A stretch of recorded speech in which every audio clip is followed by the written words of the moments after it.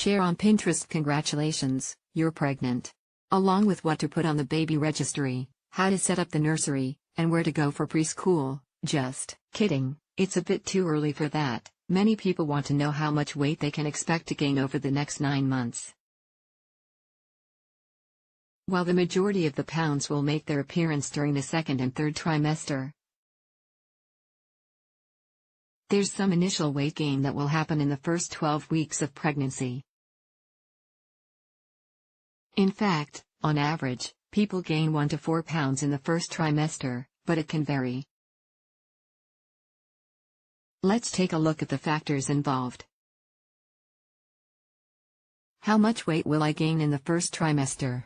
This is one of the most asked questions for patients during their much-anticipated first obstetrical visit with their doctor, says Jamie Lippolis, MD, DO, OBGYN and founder of Marina OB/GYN. Despite what you might have heard, you don't gain too much weight in the first trimester, with the standard recommendation being 1 to 4 pounds. And unlike the second and third trimester, when body mass index, or BMI, may be more of a factor, Lippolis says the weight gain during the first 12 weeks is pretty much the same for all body types. And if you're pregnant with twins, Lippolis says the same guidelines apply to weight gain during the first trimester.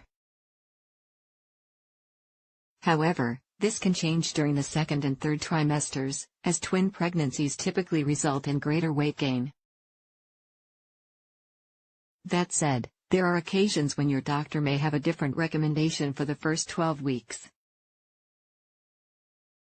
For patients with a BMI of more than 35, we often encourage them to maintain their weight for the entire first trimester, says G. Thomas Ruiz, MD, OB/GYN at Memorial Care Orange Coast Medical Center. Don't worry too much if you're not gaining in the first trimester. Spending more time tightening your pants than loosening them in the first trimester? You might be wondering if losing or maintaining your weight is a red flag. The good news? Not gaining any weight during the first trimester doesn't mean anything's wrong. In fact, losing a few pounds in the first half of your pregnancy is a common occurrence. Hello, morning sickness and food aversions.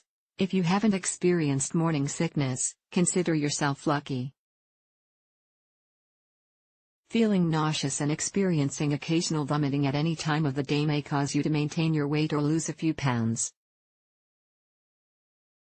Fortunately, this typically subsides in the second and third trimester. Pursing your lips at the sight of your favorite plate of scrambled eggs and bacon is also common in the first trimester. I often joke with my patients and tell them that they might have food aversions in the first trimester, but then will overcompensate in the second and third trimester by having food cravings out of character for them outside of pregnancy, says Lippolis. If you're experiencing vomiting or food aversions, make sure to share this information with your OB/GYN at your routine visits. It's important to keep them in the loop, especially if you're losing weight. Weight loss means the body is in a breakdown mode and is stressed, which leads to a deficiency in nutrients, says Felice Gersh, MD, an OB/GYN at Integrative Medical Group of Irvine, where she's the founder and director. Fortunately, an embryo can still acquire the nutrients needed for its development and growth. The mom, however, can lose important lean body mass and supportive fat, adds Gersh. And you do need to be cautious of experiencing notable weight loss. One of the most common causes of significant weight loss is hyperemesis gravidarum, which is the most severe form of nausea and vomiting during pregnancy. This occurs in about 3% of pregnancies and typically requires treatment. Risks that come with gaining more weight than your doctor recommends. One of the perks of being pregnant is being able to ditch the diet mentality more easily. We should likely all ditch it permanently. That said, it's important to be aware of your weight and how it compares to the weight gain recommendations, as gaining too much weight comes with risks to both you and baby, including weight gain in baby. When mom gains weight, baby is likely to gain more than usual in the womb. This can result in a larger baby at birth. Difficult delivery. With a significant weight gain, Lipoli says the anatomy of the birth canal is altered, yielding a more difficult and dangerous vaginal delivery. Higher risk of gestational diabetes. Gaining too much weight, especially early on in your pregnancy, can be an early sign of gestational diabetes. If you gain more than recommended in the first trimester, Lipoli says not to be surprised if your doctor gives you a glucose test prior to the standard 27 to 29 week range. Eating extra calories during pregnancy. Despite the old saying you're eating for two, the first trimester isn't the time to load up on calories. In fact, unless your doctor has told you otherwise, you should maintain your pre-pregnancy intake. However, as your pregnancy progresses, a gradual increase in calories is recommended.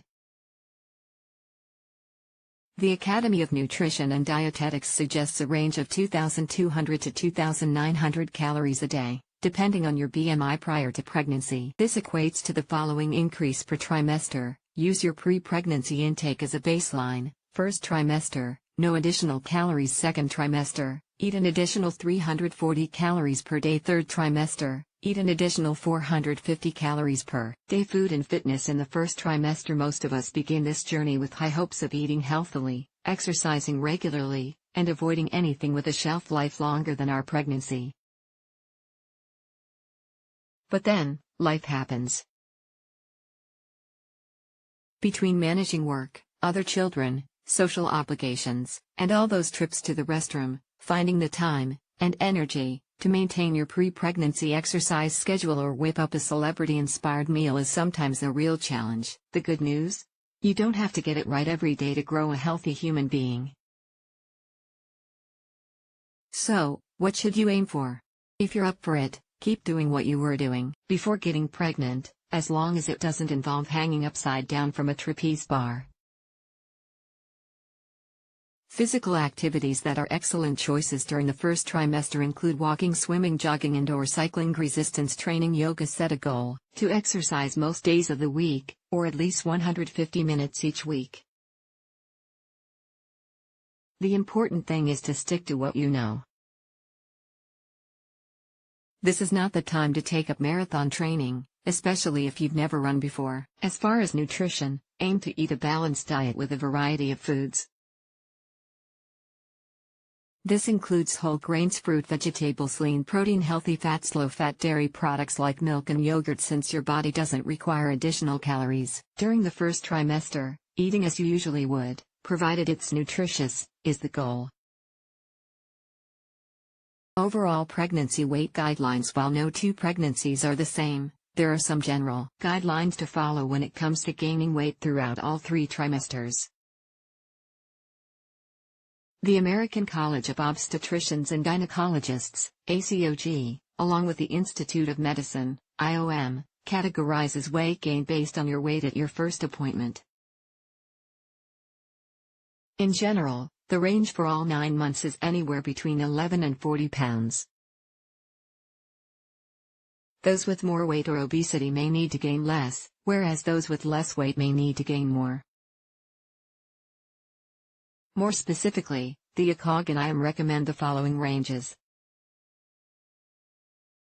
BMI less than 18.5, approximately 28 to 40 pounds. BMI of 18.5 to 24.9, approximately 25 to 35 pounds. BMI of 25 to 29.9, approximately 15 to 25 pounds. BMI 30 and greater, approximately 11 to 20 pounds. For twin pregnancies, the IOM recommends a total weight gain of 37 to 54 pounds. To get a better idea of how many people stay within this range, the Centers for Disease Control and Prevention, CDC trusted source analyzed data from several studies.